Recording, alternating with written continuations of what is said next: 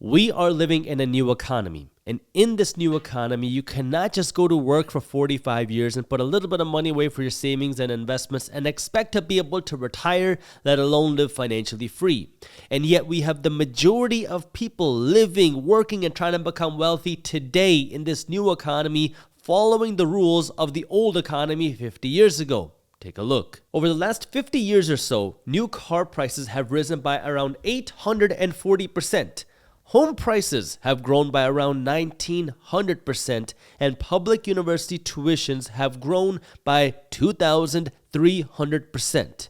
Yet at the same time, household income has only grown by 688%, not to mention the fact that household income used to be one person's income back 50 years ago, versus today, household income is primarily two people's income. Now, when you see those numbers, it starts to make sense why so many baby boomers in today's economy are really struggling trying to be able to retire because they just don't have enough money put aside. But this is where you really have to ask the tough question. What's going to happen when Gen X goes to retire? Or what's going to happen when millennials go to retire? Or what's going to happen when Gen Z or Gen Alpha go to retire? We know that things are going to get more expensive. And we know that our dollars are going to lose value. These are facts, not predictions. How do I know this? Because even our central bank here in the United States, the Federal Reserve Bank, has come up publicly and said that their target inflation number is 2%. It's not 0% inflation. Now, when you have inflation, what does that mean? Well, that means that our dollars are losing value and that the prices of things are rising. And if the Federal Reserve Bank wants to hit 2% inflation, that means the prices of things will continue rising while the dollar is continuing to lose value. And at the same time, we haven't hit that target inflation. We're still above that target inflation number. And for the last number of years, we've been seeing way above average inflation, which means our dollars are becoming weaker and things are becoming more expensive and the average person becomes poorer. But let's dig a little bit deeper here. What is going to happen to our economy and our money if inflation continues to stay around, which we know it will stay around? What is that going to mean for our economy and money in 10, 20, 30, or 50 years? Well, take a look. If we make a rough assumption that we're going to see the same inflation that we saw for the last 5 or so decades for the next 5 or so decades, well, that means that a new car would cost you 840% more than it does today, which means it's going to cost you $352,800 for a new car. A median home is going to cost you over $9 million, and college tuition for 1 year is going to cost you $216,000. Now, of course, household income would rise as well, and if we assume the same inflation factor, that means the household income would rise to almost $500,000 a year. But the tricky part here on household inflation is that between 1971 and 2023, household income went from one-income households to two-income households. So I don't know if we're going to see 3 or 4 income households 3 or 4 decades from now, but these are just the numbers if we assume the same inflation factor for the next 52 years. Now, of course, these are just projections based off of previous inflation, but when you see this type of data, you can have 3 different types of responses. And response number 1 is, that's not going to happen. Everything is going to go back to normal. The prices of things will fall. The economy is going to be fine. There's nothing to worry about. That's reaction 1.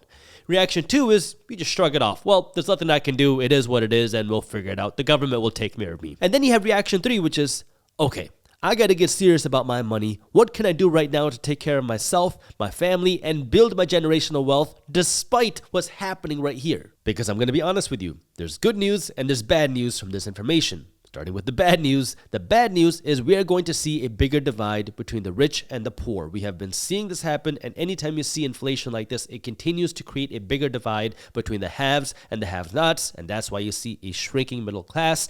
And the good news then is the people who understand this, the people who have the financial education, well, you can use this system to your advantage to win despite all the changes that we're going to see in the economy, despite the changes that we have seen in the economy, and you can become wealthy despite this. And if you stick with me through the end of this video, I'm going to break it down for you in 5 step-by-step pieces. That way you know exactly what to do. So now, let me start with number 1, which is you got to lay the foundation for your finances. And some of you watching this are going to say, this is way too basic, but listen, you got to start by laying the foundation because we got to make sure everybody's on the same page first. If you want to build a home, you got to start by digging the foundation. If you want to build a tower, you got to dig a bigger foundation. So if you want to become wealthy, you got to start by laying the foundation. And in this case, that means you got to do three things. Number one, you got to lay the foundation for your mindset. Number two, you got to build the foundation for your savings. And number three, you got to build the foundation by getting out of the high interest debt. Get out of the credit card debt. Get out of the payday loans. Because until you do this basic stuff, you can never talk about how you're going to build wealth in this new economy. You can never talk about how you're going to earn more money in this new economy. You can never talk about how you're going to take advantage of inflation in this new economy if you're constantly just trying to pay catch up, if you're constantly wondering how you're going to make next month's bills. Okay, so you got to start by laying the foundation. And this foundation starts with now that mindset, which is understanding that you can become wealthy. I don't care what you look like. I don't care where you're from. I don't care how much money you make. I don't care what degree you have. I don't care who your parents are. You can become wealthy. And if you don't believe me, well, then you're never going to become wealthy. Because, well, if you don't believe you're going to become wealthy, you just never will do it. But if you believe you can become wealthy, then you're going to be primed to actually take action to become wealthy. You have to believe that you can do it first. There's no other way around it. You have to believe that you can become wealthy. You have to get out of this negative association with money, because it's funny. Every single person wants to become wealthy. Yet at the same time, most people have a very negative association with money. What do I mean by that? Most people have this very negative association, meaning they think rich people are bad, they think money is bad, they think wealth is bad, and all these things are taboo, yet I want to become rich and wealthy. If you think rich people are bad, if you think wealthy people are evil, how are you going to want to become wealthy yourself? You're not going to want to do something to make yourself evil or bad. So you have to start changing the way that you think about money. And the reason why so many of us have these negative associations with money is because many of us grew up with these types of associations with money. You grew up with your parents telling you that money is bad, money is evil, that rich people are bad, they did something shady, they did something slimy. And so that gets passed down to you. And then what do? You hear that, you tell your kids the same thing, and then you pass it down to your kids. This is one of the reasons why generational poverty is generational. It's not because it's in your DNA, it's because it's the way that we're taught to think. And if you don't see anything else, if your parents tell you the same thing, if your grandparents say the same thing, all your friends are in the same community saying the same thing, how are you going to break out of that? And this is where you got to stop that negative money thinking.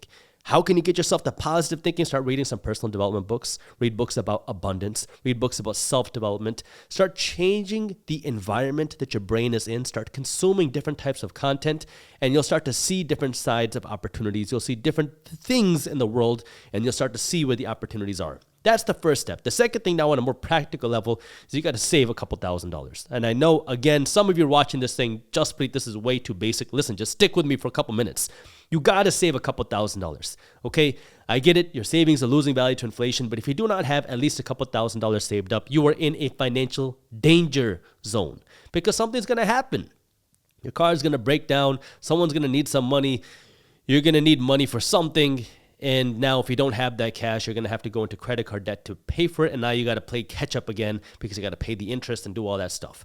Have some cash saved up. If you don't have $2,000 saved up, stop spending money. Don't go to Starbucks. Don't go to restaurants. Don't go on a vacation. Stop spending money if you don't got $2,000 saved up. You got to get $2,000 like as fast as possible. Once you got the $2,000 saved up, the next thing you got to do to lay that foundation is you got to get out of the high interest debts. That means if you got payday loans, if you got credit card debts, you got to do whatever you got to do to get out of these holes, financial holes. And until you lay your foundation, listen, you got to make extreme financial sacrifices in this foundation laying stage because you want to get past this basic stage as fast as possible. Because this is like now you're just trying to dig down. That way you can build up. And you want to dig down as fast as possible. You want to get out of this credit card debt. That means do whatever you got to do. Sell whatever you can. Downsize whatever you can. Earn money however you can. Get that extra cash. That way you can get out of this debt. Because everybody else is getting rich when you are in credit card debt. When you go and spend money at Gucci on your credit card, Gucci is getting rich. Amex is getting rich. Visa is getting rich. The landlord that owns that mall is getting rich. Everybody's getting rich except you. So if you want to become wealthy in this new economy, the very first step is you got to lay the foundation. That means you got to dig lower. And that means number one, you got to build your mindset. Number two is you got to save your first couple $1,000s. And number three is you got to get out of that high interest debt. The second thing you got to do if you want to become wealthy in this economy is you got to use your money as a tool in this economy. What does that mean? So now when you have inflation, because we've seen inflation happen. What does that mean? Inflation means we are inflating the monetary supply. There are more dollars out there. So people have more dollars, But what does that mean exactly? Who does that benefit? Because inflation disproportionately benefits some people while hurting others. Who does it benefit? It benefits the financially educated, and it benefits the asset owners. How do I know that? Because what goes up when you have inflation? The prices of things. You go to the grocery store, you want to buy groceries, it costs you more money. You want to buy a flight to Florida, it costs you more money. You want to go buy things, it's going to cost you more money. So who's benefiting now when you got to pay more money? It's the owner of these assets. It's the owners of the stores, the owners of the real estate, the owners of the properties, the owners of the businesses that are benefiting. Now, if you are not an entrepreneur, that's okay. I'm not saying you have to go out and start a business. There are ways for you to capitalize on this without you going out and starting a business or buying a business. Well, let me take that back. There are ways for you to capitalize on this without you going out and starting a business. But you need to go out and buy a business. Now, I'm not saying you have to go out and operate a business, but you have to start changing the way that you use your money, because now you need to be the asset owner. And the way you become an asset owner is now when you have money that you don't spend, you have this extra money. Some of this money you want to keep for your savings, right? You want to have 3 to 12 months worth of savings to protect you against an emergency. This is your emergency cash. You start with the $2,000 that we talked about in the first step. Now you can start to build up your savings a little bit to build that emergency cushion in case something bad happens, in case you lose your job. But the rest of your savings that you're working to put aside, you want to put this money to work. You want to use this money to buy assets, things like rental properties, things like stocks, things like investing in other businesses. These are the 3 biggest wealth building asset classes that we have seen over the last century. These have been time tested. Businesses, stocks, and real estate have built more wealth over the last century than anything else. And what have we seen happen? Well, housing prices have gone up.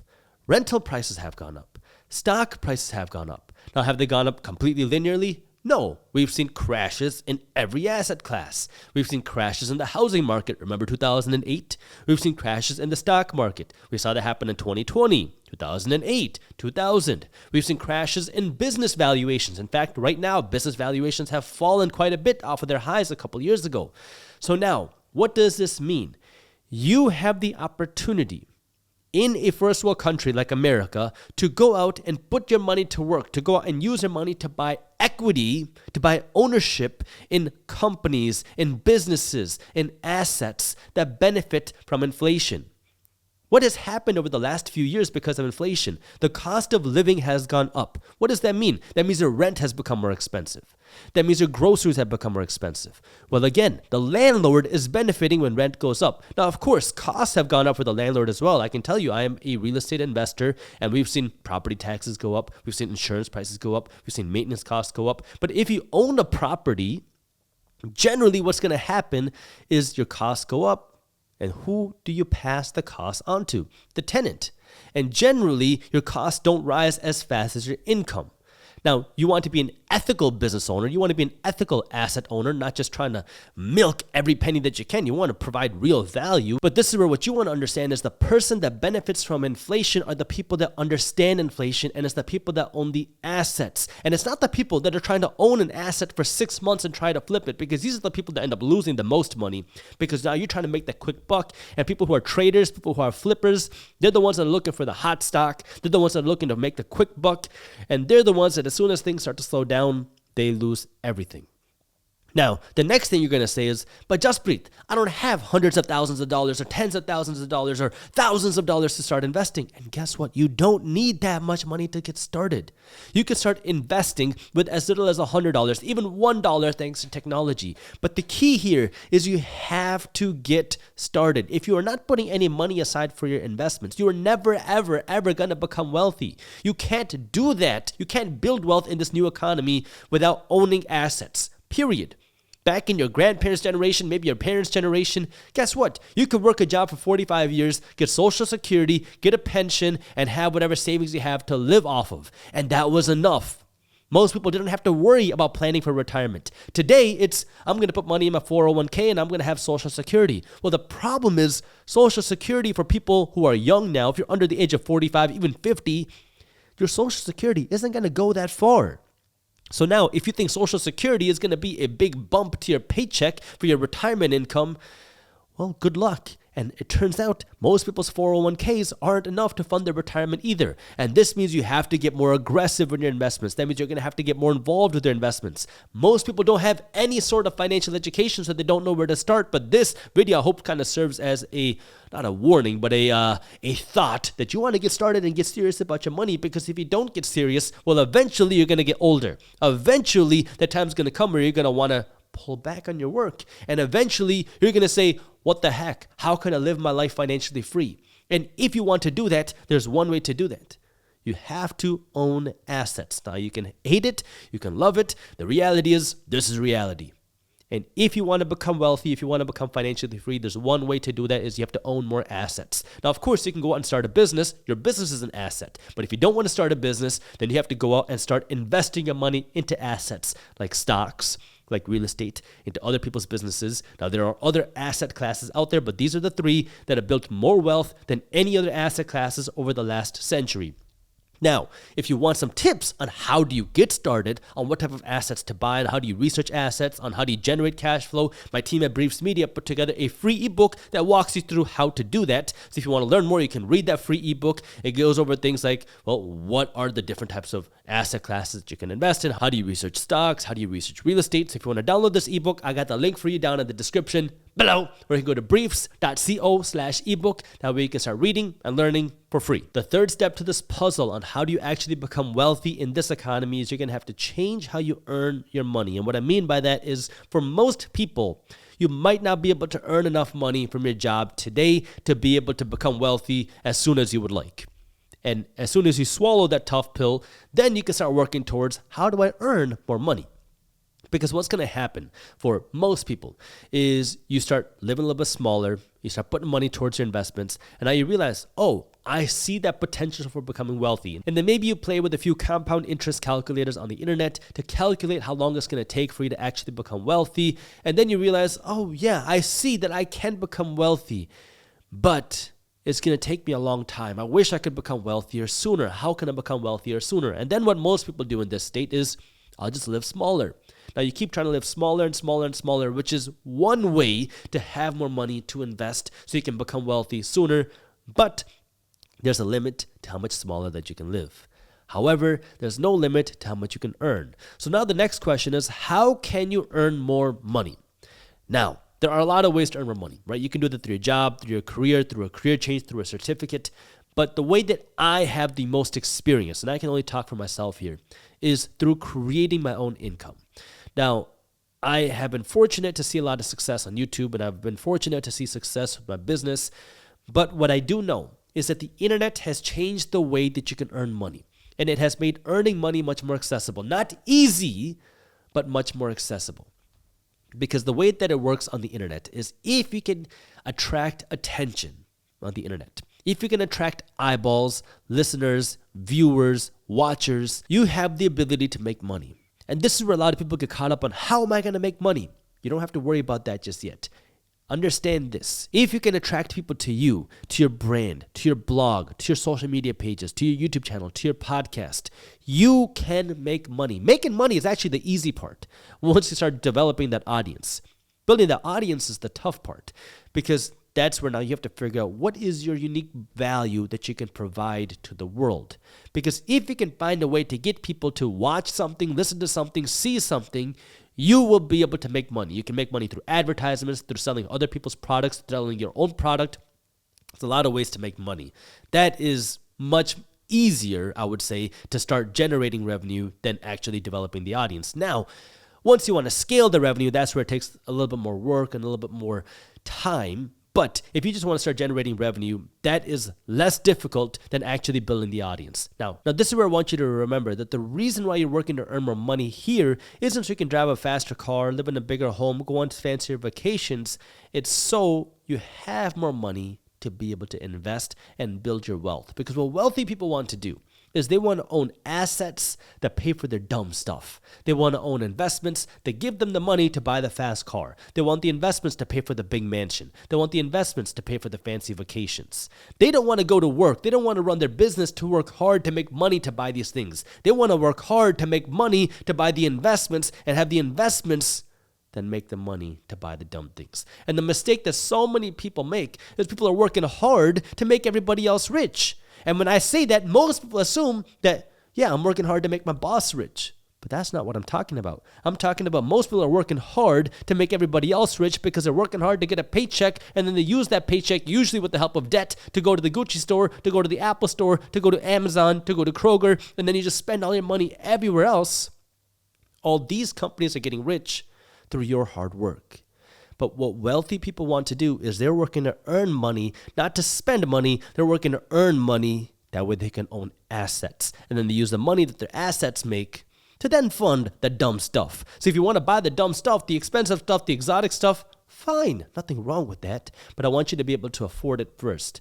And this is where you have to switch your priority of what matters. You got to have the assets before the dumb stuff. Get the assets first and use the assets to fund the dumb stuff. And you'll see now how much wealthier you will be able to become. And then you won't have to worry about the money either, because it's your money's money that's paying for the dumb stuff. It's not your hard work that's paying for the dumb stuff. Step number 4 is invest in your financial education. Because as you're working to live smaller, as you're working to invest your money, as you're working to earn more money, what you're going to realize is if you can spend some money and some time learning how to do something, you can save yourself years of hard work and learning and trial and error, because you can pay somebody else to teach you how to do it. What does that mean? If you want to invest in real estate, you can pay somebody to help you learn how to invest in real estate, and you could potentially save 3 years worth of learning and a lot of expensive mistakes. Now, you cannot bypass the experience that you get. You cannot bypass the learning that you're going to get by actually doing it. However,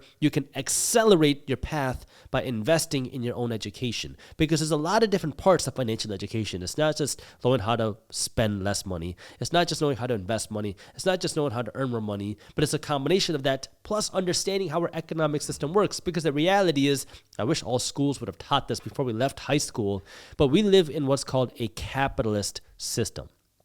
And in that name, capitalist is the word capital. Now, what does that mean? A capitalist system means that there are 2 ways that you can get paid. You can get paid from your labor, or you can get paid from your capital. Now, all of us are taught to get paid from our labor. That's what our school system is designed to teach. It's designed to teach us to go to school, to get a degree, to get a job. That's getting paid from our labor. But the interesting thing about a capitalist system is the wealthiest people in a capitalist system don't earn from their labor, they earn from their capital. You would think that we would learn this before we graduate school so we can understand how our economic system works and how we can win in our economic system.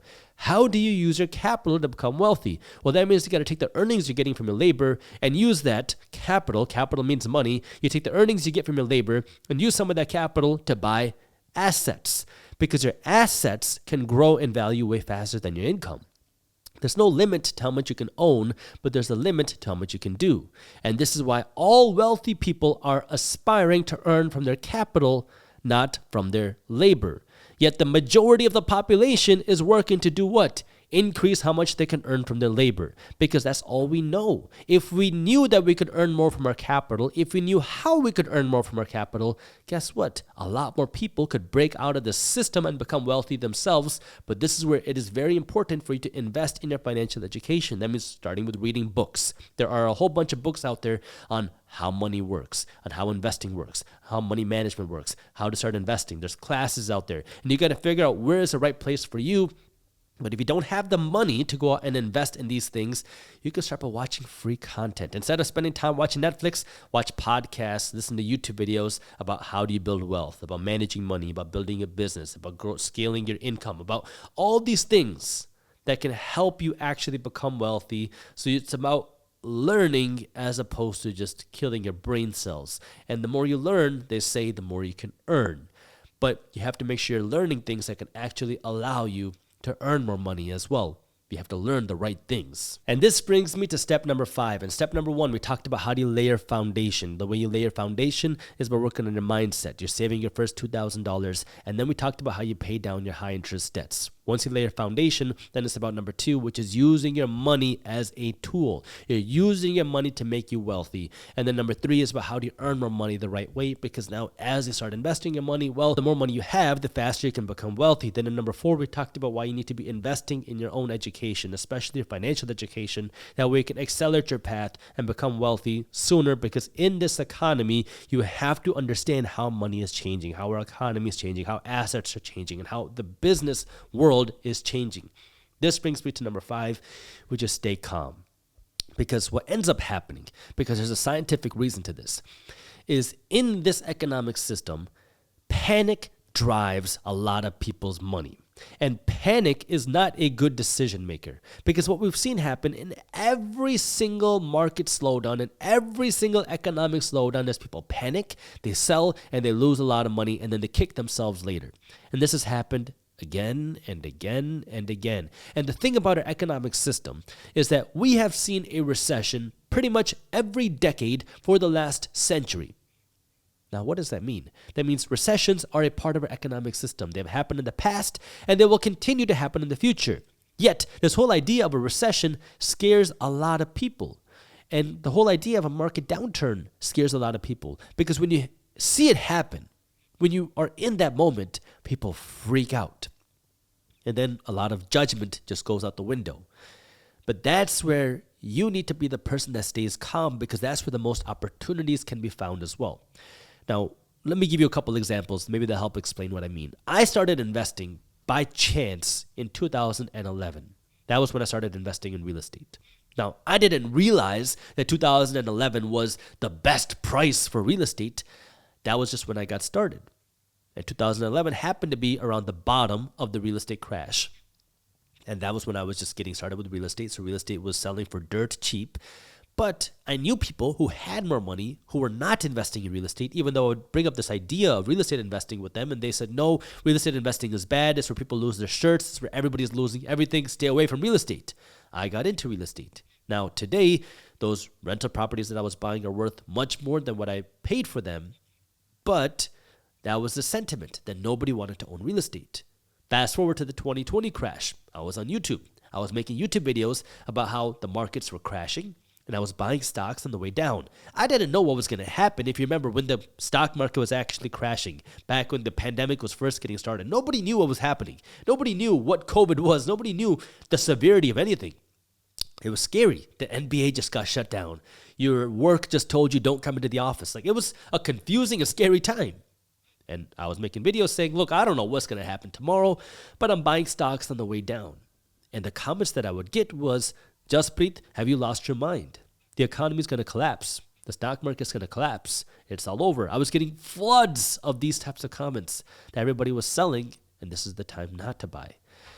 Now, I didn't know that the Federal Reserve Bank was going to open the money printer to the extent that they did, but it goes to show that anytime you see market downturns, every time you see recessions, there is a sense of panic, of fear, and that fear is what drives people to run away when that creates opportunity for you to buy. Likewise, on the flip side, that upward momentum, when you see things rising in price, creates greed.